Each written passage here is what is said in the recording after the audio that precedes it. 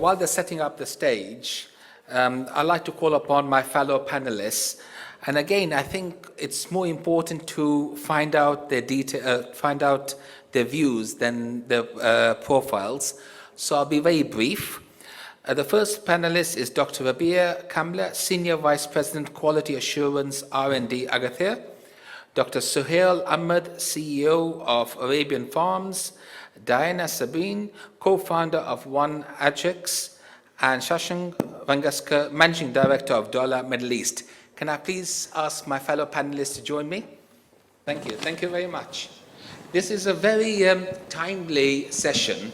I think we have a number of very, very interesting topics. And it also follows on very nicely from what's been said this morning in terms of innovation, in terms of what's happening.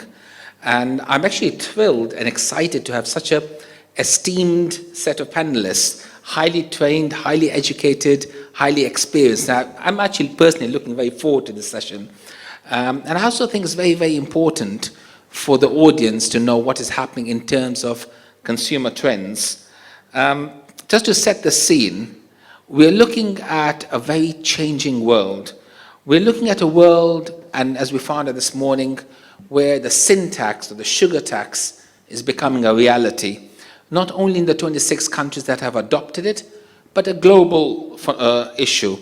The last speaker was amazing, extremely eloquent when he said healthness and wellness is certainly becoming an issue.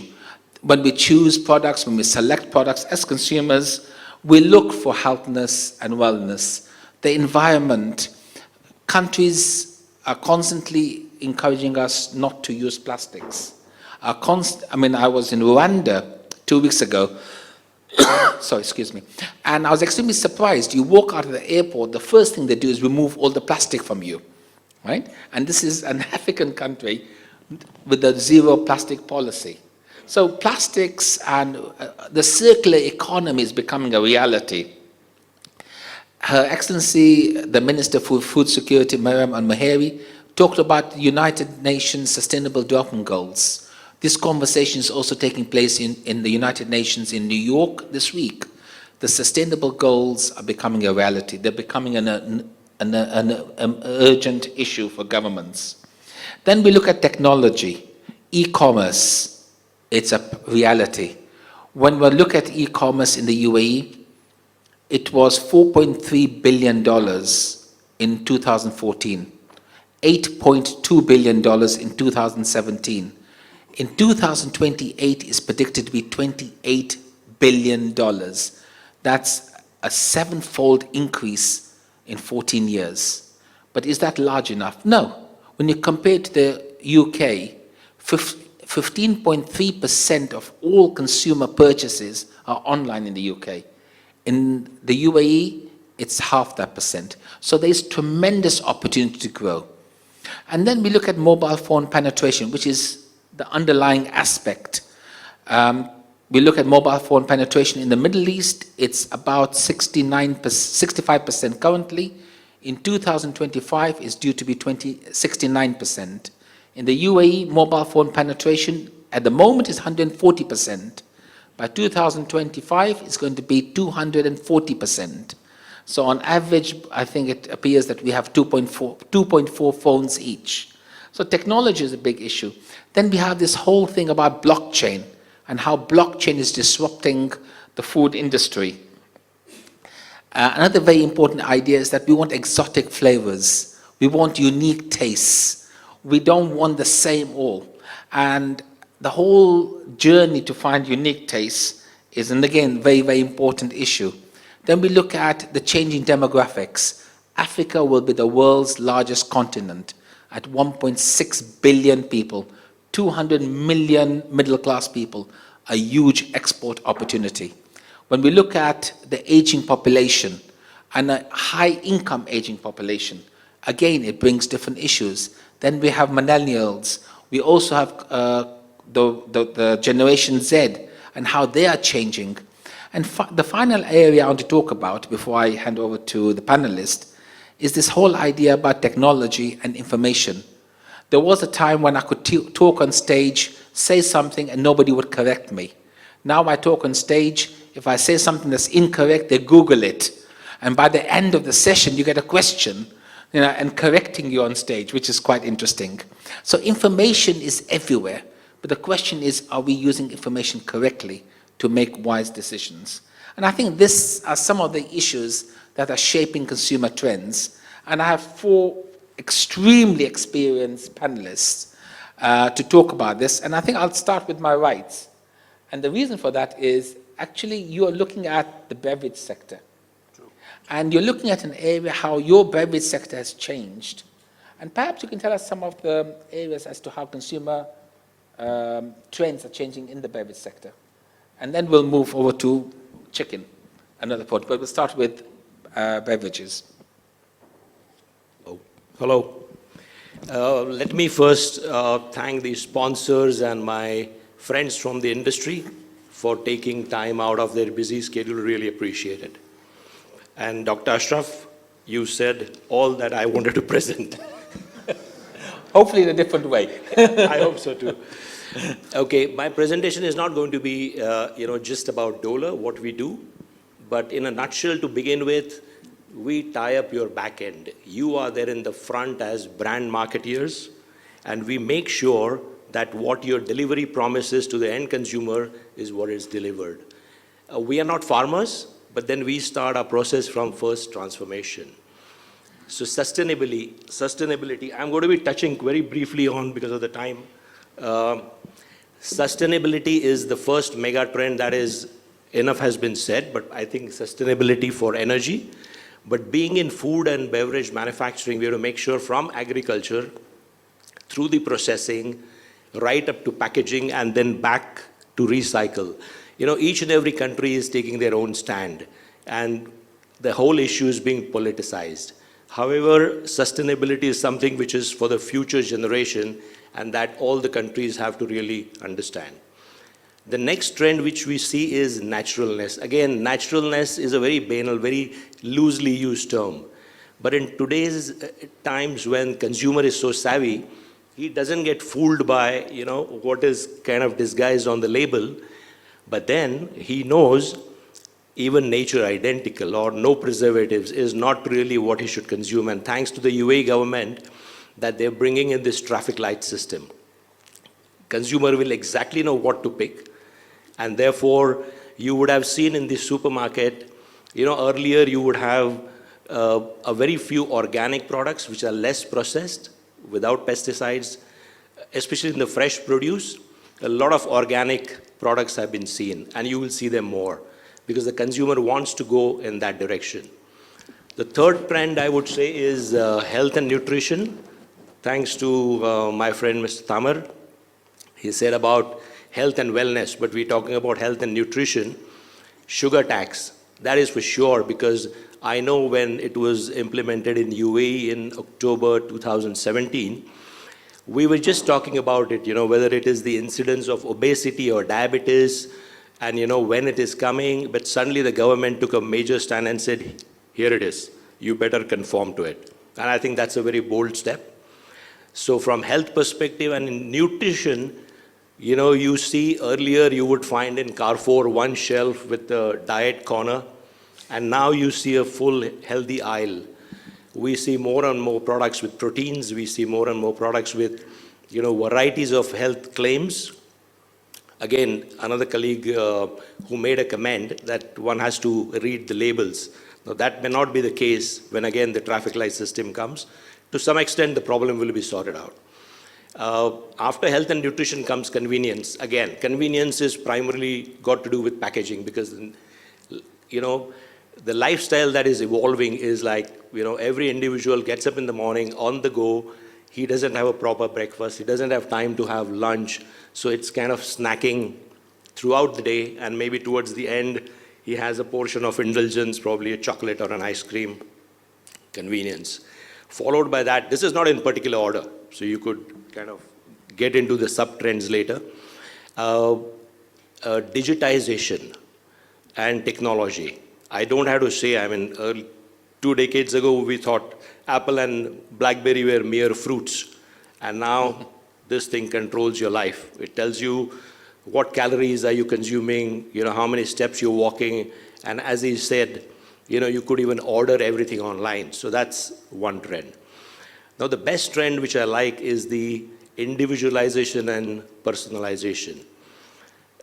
We've spoken about the millennials and baby boomers and Gen X and now Gen Z. Today, the 40s is the new 60s, or 60s is the new 40s. You can very easily see that life expectancy, thanks to the food habits and the medical science, people are living well beyond 80. So one would advise to focus on the so-called between 60 to 80 people. We don't call them senior citizens, we call them best agers, because these are the guys who have the money, they have the pension, they have a good health, they want to spend, so people should focus on the best agers. And last but not the least, we're talking of multi-sensory. Multi-sensory is in all 5 senses. If your product doesn't have, then there's a big chance that the product will not sail through. I think lastly, just a word about Dohler.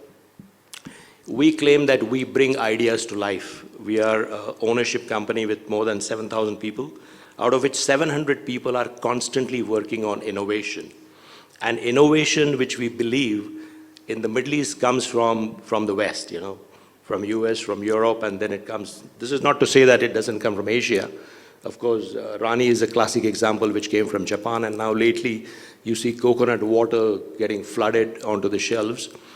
So when these trends come here, it's probably not that difficult to innovate. You just have to customize it to the Middle Eastern consumer. And that's where we feature in. So I guess I'm the only one who's into the B2B segment, into food and beverage. So if you have any questions, please. Thank you very much. Thank you. That was very, very comprehensive. But I think I had some very controversial issues. We have a lot of companies who are very innovative here. But I'll take on following questions in a minute. But you talked about an area which is sensory, which is dynamic, and then we move across to chickens, right? And Arabian farms and eggs, very standard products, right? A chicken is a chicken is a chicken, and an egg is an egg is an egg. Very right? true. How does that change with consumer trends? How do we take standard products and make them fit Gen X, Gen Y? Those people are not so obese. Yeah, I'll talk like a chicken farmer now. Well, let me take you back to the menu on the second floor, I think. There was a lot of meat over there. So it's going to stay for some time. So forget about replacing meat for the time being, at least. The only replacement which is going to have is internal. We will be replacing the beef, the red meats, with the healthier versions of white meat, that is chicken and fish, probably. So that is an upward trend, which is going to happen in the next many, many years to see.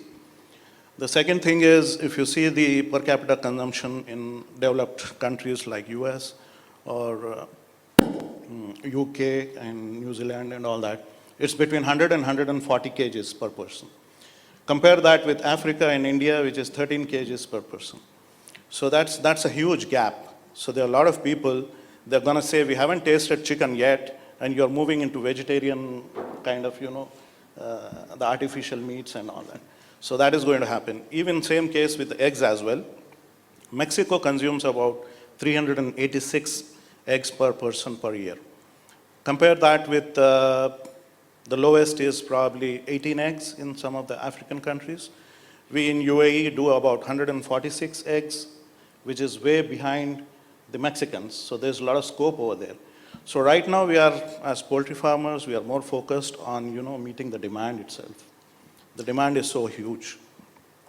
Secondly, luckily, fortunately, we are in business where we can proudly say that it is a purely natural product. There is no way that probably egg is the only item in the world which is unadulterated. You cannot adulterate it.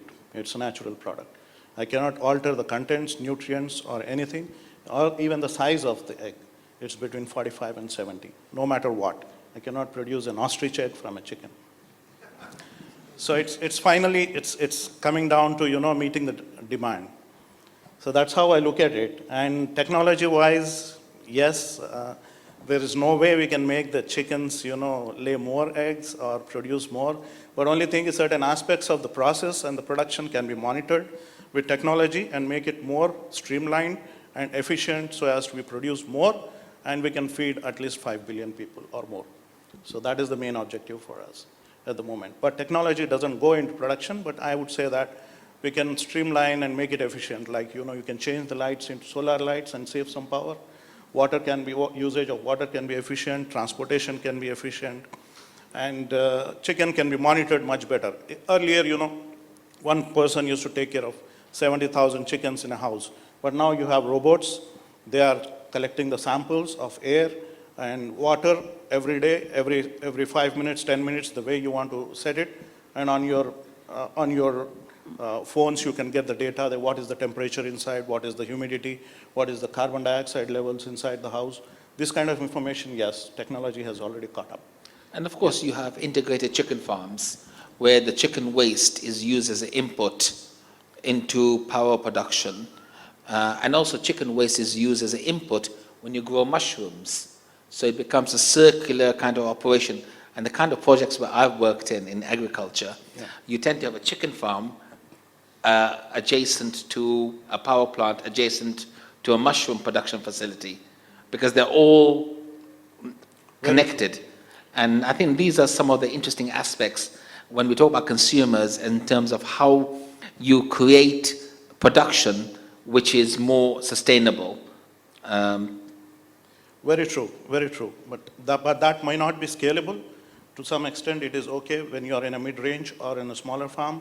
But if you scale it up, for example, in India, I come from India, where there are farms where you keep the chickens on the top and there is a pond of water and you let the fish inside. So the droppings fall into the pond and the fish feed on those droppings and they also grow. But that may not be scalable when you talk to companies like Tyson, which have about 10 billion chickens or something like that. So that's massive. So you can't talk about scalability in these things. Yes, you're right, to some extent, we can do that, especially in places like UAE. But that's also a matter of time. And then we move over to Dr. Rabih. In your industry, which is more diversified, so you've had a very pure beverage industry. How does it work in your industry? Okay, first, assalamu alaikum. I would like to map also the consumer trends based on our research that we have done. Now consumers are asking for more added value products. For them, clear products, it's a given now. They want something a plus. So whenever you are asking a consumer what do you need in this product, so they believe that the cleanness, the traceability, or the transparency, it should be a given now. And they are asking for the plus in their products. If you want also to map the evolution of the health concept since the 80s until now, in the 80s, it's cutting calories. It has started by cutting calories. Then it has moved to the 90s by adding fiber to the products. In 2000, protein has appeared. In 2010, probiotics. And now today and tomorrow, how we are seeing it, it is a holistic health and wellness. So people are looking for more holistic concepts. Plus, as my colleague here has mentioned, the individualization, or personalization. They're looking for something very special for them. So at Agthia, this is how we are doing it. We are playing in around 7 categories, from animal feed to water and beverages to flour to dairy products to juices. And we are trying to meet the need of consumer and also to meet the requirement of the regulatory authorities' strategies as well. We have to admit that there's issues here in GCC, or if I don't want to call them issues, health problems, that also it is our responsibility, being a food and beverage company, to tackle these issues. One of them, for example, is the vitamin D deficiency. It is the obesity. It is and anemia, for example, in the region. We have high percentage anemia in Saudi Arabia, in UAE, in Egypt. So I believe it is also our responsibility to see how we can meet the requirement and the needs also of the consumers. So that's why Tariq has presented in the morning the bunch of innovation that we have launched since 3-4 years in different categories, from water to animal feed to flour to feed as well. I mean, what was interesting, and we'll touch upon that in a minute, is how you actually shaped consumer trends with the way that you carried out your innovation. But you mentioned something very important, which is this whole idea about technology and traceability, track and traceability. Yeah. And with blockchain technology, we have the ability now to look at a Q code or a barcode and know for that batch where's the product coming. Now, your company looks after B2B and technology. How do you see consumer trends shaping the food industry, especially in terms of technology? Well, firstly, Assalamu alaikum. Thank you very much for having me here. It's a great opportunity to be here in Dubai. Being a B2B e-commerce marketplace, why key consumer trends are really important to us is because we see a shift in how products are being procured. If you look at the current generation, millennials and Generation Z, they would want to know where their food comes from. We are what we eat. And then from there, traceability is one key consumer trend which all companies, all manufacturing companies need to look at. And we talk about accessible data.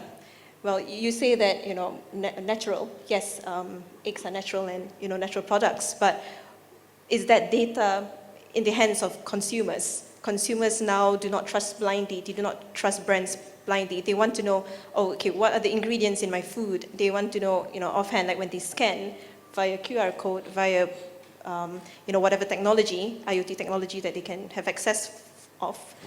They want to know where the food comes from. So food traceability is very important. Blockchain technology, accompanied by IoT technology, ensures that and allows that to happen. The misconception when people have with blockchain technology, they always think that it's only blockchain that ensures traceability. It's not. It's the,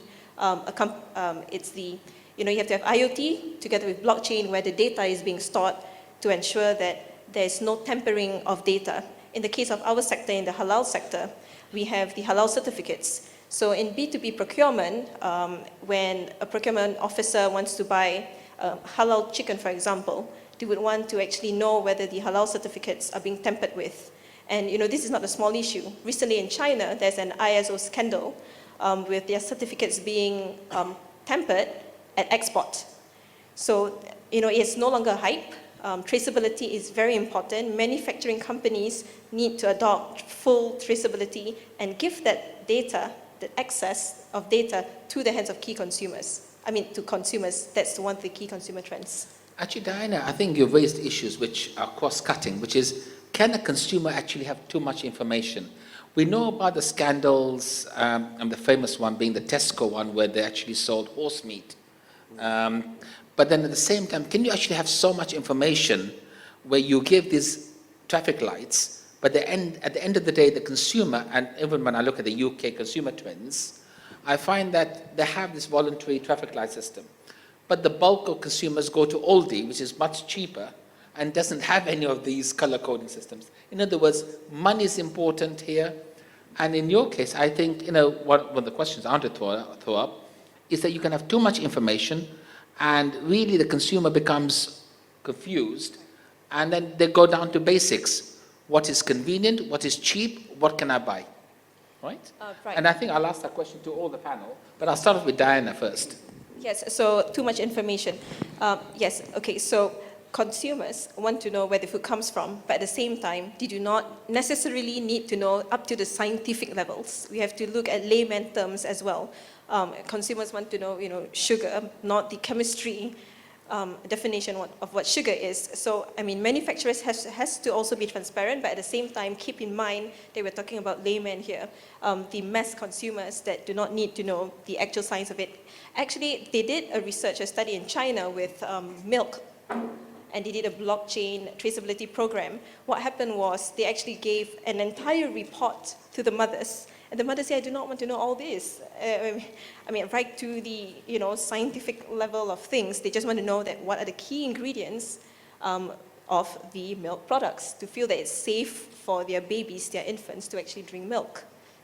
And that actually comes back to you. I mean, you talked about the traffic light system, and I think, by and large, it's just too much information. All the consumer wants to know is, has this passed some sort of regulatory process, and how cheap is it? Do you believe in that, or do you think that's nonsense? No, I think, If not, you can use this. the consumer is discerning. We cannot take consumer for granted. He does his own research, not every day. So he defines what he wants to buy. Like what Tamer was showing, he personalizes his choice. And then it's very easy for him to buy because he has a shopping list and that's it. So he sees this traffic light, let's say, for instance, for fat or for sugar or salt, and then that's it. Then he trusts that brand and he gets blindly loyal. So he doesn't do this every time he goes to the supermarket and, that's my feeling. Okay. I mean, for somebody for whom a shopping trip lasts 7.5 minutes, right? I don't... It's going to be ordered online, more often than not. But now I'll go back to you. Chickens and eggs. Sorry. Oh, that's okay. I'll go back to you in terms of chickens and eggs. The right? traffic lights probably, the way I look at it is probably the function of checking the due diligence will be outsourced from the consumer, the final consumer to the retailer. For example, Spinneys. If I'm listed on Spinneys, then probably Spinneys will verify all my credentials. And then they will tell the customer that, this supplier is quite qualified to, or passes this test. So that's So that gives a little bit of confidence. That's a very different outlook in terms of consumer trends. And so saying, well, actually, the shop that or the platform that you're working with is really what you're trusting, not the packaging itself. So you're outsourcing all the regulatory checks, all the information details to somebody else. How do you feel about that? Because your company has spent a lot of money, moved, in the case of flour, moved from 2 SKUs to 20 SKUs. How do you think consumers view your products? Do they actually look at the traceability aspect? Do they actually look at the color coding? Do they look at nutritional value? Or is this something that marketing people on very high salaries love to sell to manufacturers? In flour, yes, we moved from 2 SKUs to 20 SKUs. And we used to have only 2 SKUs because we have, the flour has been subsidized by the government. So whenever the subsidy has gone, immediately the consumer, they need something with low cost, and they can meet their requirement as well. So that's why we have moved to design or to develop specific products for their needs. And that's why we have moved from 2 to 20. Regarding the traffic light, it didn't start here yet, okay, in UAE. You're right, sometimes maybe the consumers are bombarded by lots of information, but also at the same time, we shouldn't underestimate the consumers as well. Because whenever, and I'm feeling personally, whenever I'm just dropping a new idea or a new concept in front of mainly the youth, immediately they're Googling it and they're doing lots of research on it and they know about it. And they're challenging you, is it right, is it no? And this is how I can see it. What do you think from a technology point of view, Diana? Do you think it's just a lot of marketing hype, or is this real business here? In my opinion, this is real business, and it actually allows food manufacturers to actually brand position yourself. When you brand position yourself as the companies that have, full traceability, and consumers feel that you care for them, that you are able to give them that excess of data so that they can discern for themselves whether, they trust you. So in that part, I believe that, it's not a hype and it's pretty much needed. And if you talk about that commercial aspect, you also need to talk about food recalls. What if, inshallah, hopefully no manufacturer suffers that. But what if there is a case of food poisoning? As a food manufacturer, that affects your bottom line a lot. If, let's say, you have to discard your entire, your entire line, whereas food traceability allows you to pinpoint that particular line that is affected and discard. So it's actually cost saving. In the case of Byron Burgers, for those of you who have been following the case in England, it would have saved a life, and it would have saved a huge amount of fines Yes. for Byron Burgers. Exactly. So you're talking about lives here because, we are dealing with food and beverages. Right. And you do not want, I do not mean to be so harsh, but blood on your hands. We have to, see with the recent outbreaks happening in the world, in the food sector. So food traceability, I cannot emphasize enough that blockchain technology and IoT technology is critical for your businesses. If you think long term, in long term, your profits, and at the same time caring for your customers, those are the measures that needs to be taken. I mean, in the case of Byron Burgers, it Yes. was reputational risk. Their business went down. Exactly. But I think that also raised another consumer issue. You talked about personal products. Even the last speaker talked about personalized products. But that also requires lots of ingredients and requires a lot of outsourcing.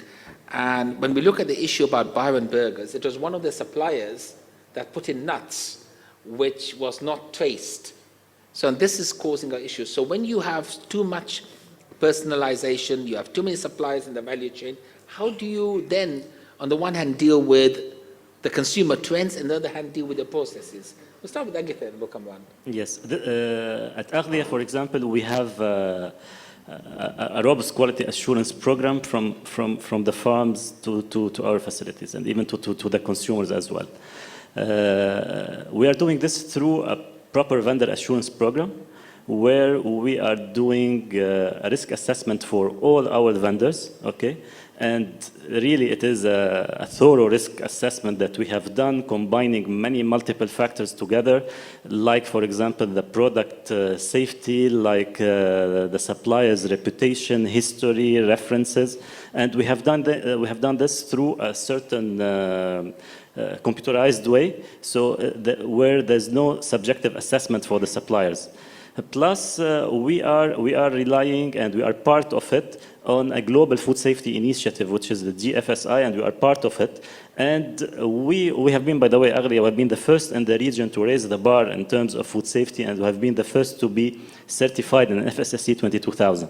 So it is a holistic risk assessment that has to be done in the first part, plus working closely with good suppliers like our friend here, and that has been, for example, certified. They have credibility, and also they have the science as well while developing the needs of the consumers and the customers. You're at the back end. Absolutely. I mean, this is a B2C. It's a Yeah, front-end so question. at the back end, how do you ensure that when you're supplying to the front end, you meet all the consumer needs that they have? At the same time, you also have the ability to ensure that you have consistency and you don't lead to any sort of reputational risk for your front end clients. Okay, I will not go into details, but the company was established in 1829. So that should say it all. Yeah. So the back end has been secured for almost 200 years. So it's processes. It's very Totally. important. No, all kinds of certificates, all kinds of precaution. And it's a German company, so you know the kind of, I mean, I'm not taking a Volkswagen example. But then you're talking of, in terms of food and beverages, we take extra precaution. We take that, go extra mile to make sure that our customer is actually delivering his promise to the end consumer. So we have that in sight. Your question was about the personalization. Yes. It's not very difficult because Middle Eastern market, typically speaking, is traditional yet innovative. So the consumers like their orange and mango and mixed fruit and, very standard, yeah. So what we do is for senior, I shouldn't say senior, say best agers, we would kind of just make less acid and that becomes easily palatable. So it's not very difficult. You keep the same product profile. Incremental innovation. Exactly. Just tweak it so that, it's positioned to, and then the marketing of that rests with the brand owners. I've been told that I have to finish, but I have such an experienced audience, and I also realize there are a lot of SMEs out there. So what I want to say is, what's the one consumer trend that you think our SMEs should be looking out for and focusing their business on? Just one consumer trend, 10 seconds, and then we'll come around.